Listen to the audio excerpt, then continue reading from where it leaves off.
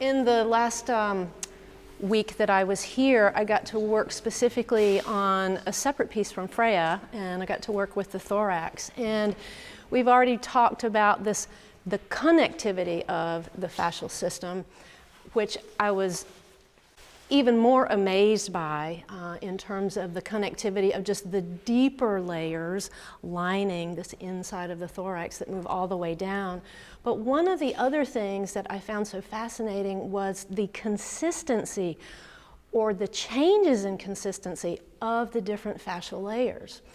So in working up in this area here, and I'll quote Adrienne Woolley, who said, the body does not want to give up its treasures easily, right? To be able to take this brachial artery and all of the surrounding tissues out from this area, it didn't really want to budge. It didn't want to come away from all of the other structures, right?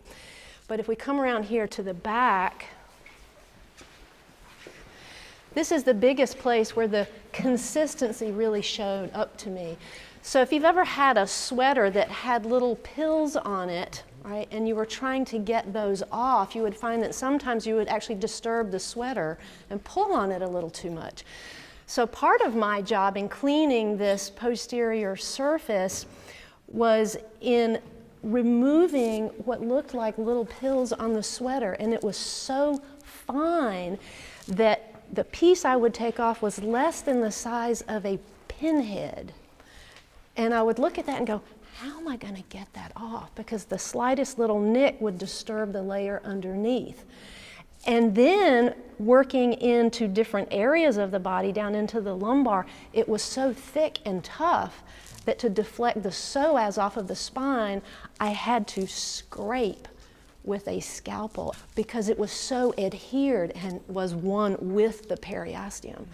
So that was just one of the things that I found really fascinating, was the differences as we move throughout the body and how the piece unfolded itself. So we would meet and discuss where to go next, but it was in the dissection that the plan would unfold. As I was moving through a layer and I thought, oh, I can go here, but I think Rachelle said, oh, but there's another bifurcation. I actually can't go that way. I'm gonna have to move the tissue in this direction and see what happens. So the mystery of that was also very fascinating.